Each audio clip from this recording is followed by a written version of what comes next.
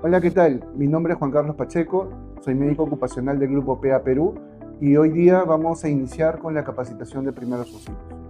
En cualquier entorno laboral, hogar o espacio público, los accidentes pueden ocurrir de manera inesperada. Saber cómo actuar durante los primeros minutos después de un incidente puede ser una gran diferencia entre la recuperación exitosa y una situación con consecuencias graves. Por ello, es fundamental que todos conozcamos los principios básicos de los primeros auxilios y sepamos cómo responder de forma segura, rápida y efectiva ante una emergencia. Comencemos entendiendo algunos aspectos importantes. Los primeros auxilios son la atención inmediata, adecuada y provisional que se brinda a una persona accidentada o que presenta una enfermedad repentina ante la llegada de un personal médico especializado. Su objetivo principal es preservar la vida, evitar que una condición empeore y favorecer la recuperación de la vida. También es importante diferenciar entre una urgencia y una emergencia. La urgencia es una situación inesperada que requiere atención médica en un corto plazo, pero que no necesariamente pone en peligro inmediato la vida de la persona. Por otro lado, una emergencia es una condición repentina que representa un riesgo inminente para la vida, la salud o la integridad física de una persona y requiere atención inmediata para evitar secuelas graves o incluso la muerte. Cuando nos encontramos frente a una persona lesionada o enferma, lo primero que debemos recordar es la conducta PAS: proteger, avisar y socorrer. En la conducta PAS, P significa proteger, y tenemos que protegernos nosotros para poder después asistir a alguien. El A significa avisar. ¿Qué tenemos que avisar? Tenemos que avisar que cuántas personas son las que intervienen en el accidente, qué es lo que ha ocurrido, dónde nos encontramos. Es decir, en esta situación debemos activar la comunicación inmediata para que puedan responder y apoyar a la ayuda que nosotros le vamos a brindar a la persona. Y finalmente es socorrer a la persona. Luego de la valoración del pulso y la respiración, podemos ver qué paso es el que sigue. Si nosotros tenemos pulso, si nosotros tenemos respiración, la persona está inconsciente y nosotros necesitamos colocarlo de costado para poder evitar de que la lengua pueda obstruir la vía aérea. En otra opción que puede presentarse, puede no tener pulso y tampoco respiración. En ese caso, se aplica inmediatamente masaje cardíaco, ¿no?, seguido de respiraciones torácicas en una razón de 30 compresiones a 2 respiraciones, y luego de 2 minutos hay una reevaluación que es la misma que se hizo inicialmente. Antes de evaluar cualquier intervención, existe una regla fundamental: evaluar la seguridad de la escena. Si observamos riesgos como fuego, electricidad, tránsito vehicular, derrumbes, gases peligrosos o cualquier amenaza activa, no podemos ingresar al área hasta que el peligro haya sido liberado. Recordemos siempre que la seguridad del rescatista es prioridad, y el rescatista o socorrista es la persona que va a asistir al accidentado. Si la zona es segura, podremos acercarnos utilizando los equipos de protección personal necesarios y aplicar los procedimientos de primeros auxilios correspondientes. Una vez que hemos asegurado la escena, podemos aplicar otro tipo de abordajes que van a ser importantes en la atención de primeros auxilios.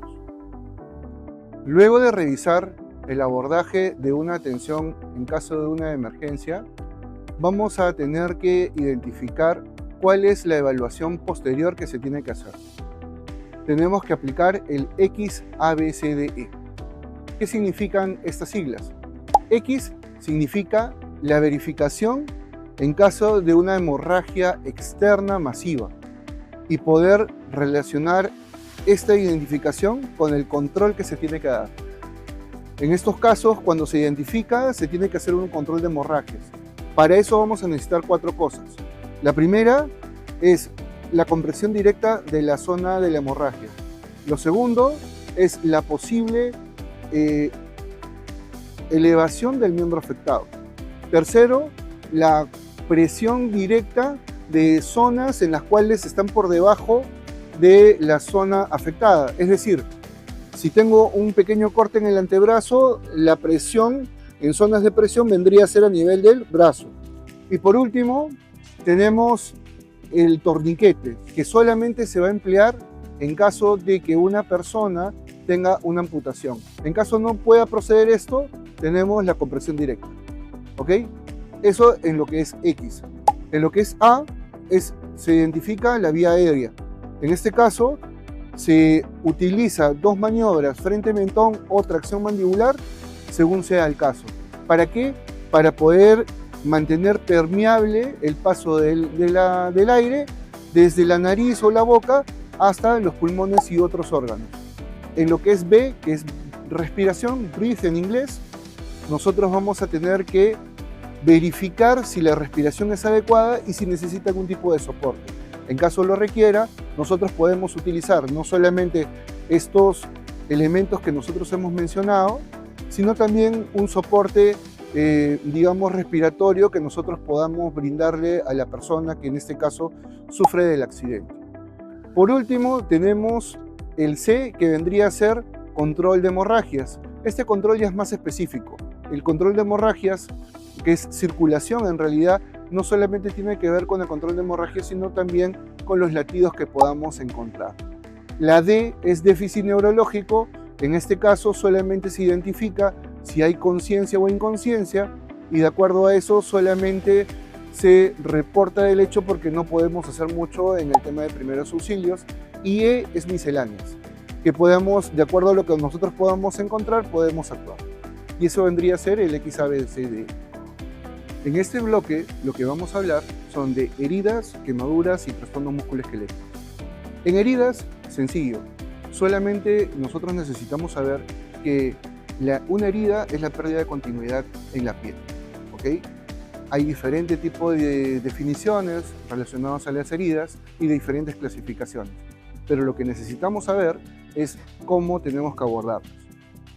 Es muy sencillo, solamente con el tema de agua y jabón, nosotros vamos a lavar la herida, vamos a secarla y vamos a taparla mediante una gasa, un apósito y también utilizando algunos elementos como adhesivos que podemos colocarle para poder fijarlo y de esta manera acudir después a una atención médica, y con eso cerramos el círculo de la atención.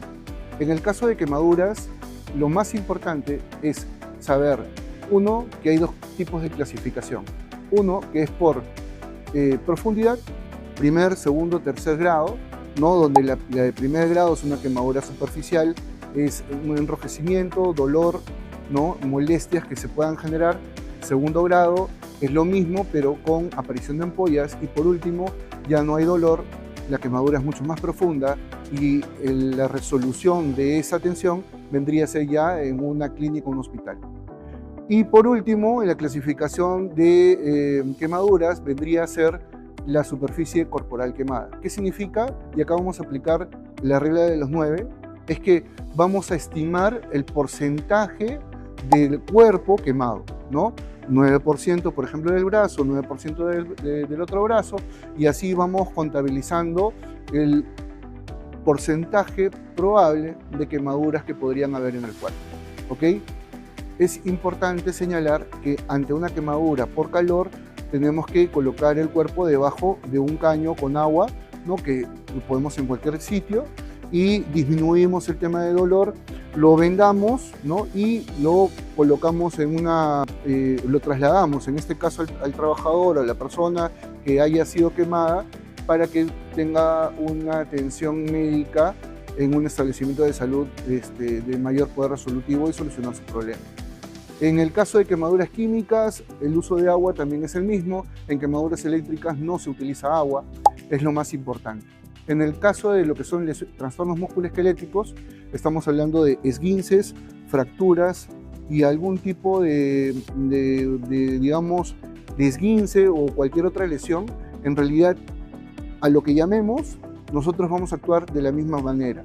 Si nosotros tenemos una pérdida de funcionabilidad, de movilidad a nivel de una articulación o de una parte del cuerpo, lo primero que tenemos que hacer es fijar esa parte, tratar de no moverlo si es la parte de la columna y tener dispositivos que puedan fijar esa posible lesión para ayudar en el tema del traslado de la persona. Ahí hacemos mucho para poder conservar y evitar de que una persona tenga algún tipo de complicación. Otra emergencia que requiere una atención inmediata es la obstrucción de vía aérea. En este caso vamos a aplicar maniobra de Hemlich. La maniobra de Hemlich es muy sencilla.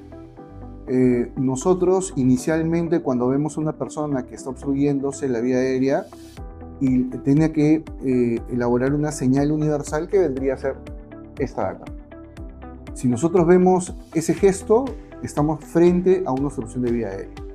En este sentido, nosotros nos acercamos, le decimos tranquilo, estoy capacitado y te voy a ayudar. Nos posicionamos detrás de la persona, colocamos un pie entre los pies de la persona, el otro pie quedando en forma de L, de esta manera, ¿no? Y lo rodeo con mi brazo a la altura del abdomen alto, por encima del ombligo.